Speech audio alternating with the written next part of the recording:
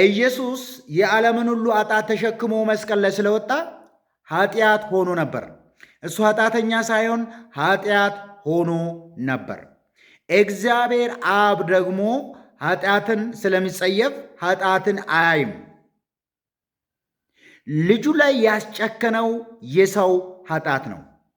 ከልጁ ላይ ፊቱን እንዲያነሳ ያደረገው የኔና ያንተ ኃጢአት ነው። ለእኔና ለአንተ ኃጢአት እሱ ኃጢአት ሆነ። እኛ ደግሞ በሱ ምትክ ጻድቃን ሆንን።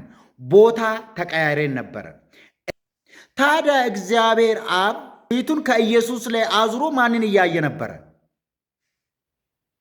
እግዚአብሔር አብ ከኢየሱስ ላይ ከሚወደው ከልጁ ላይ ዓይኖቹን አንስቶ ለሱ ጀርባውን ሰጥቶ እኛን እያየን ነበረ። ምክንያቱም እኛ ጻድቃን ሆነን ነበር።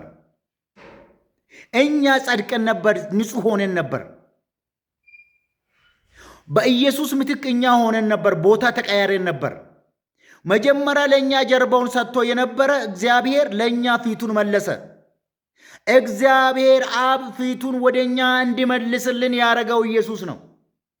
እሱን መስቀል ላይ ትቶት በሱ ላይ ጨክኖ ነው እኛን ያዳነን። ለሱ ጀርባውን ሰጥቶ ፊቱን ለእኛ ሰጠ።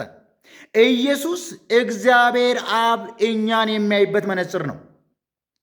ኢየሱስ የእኛ መታያ ነው።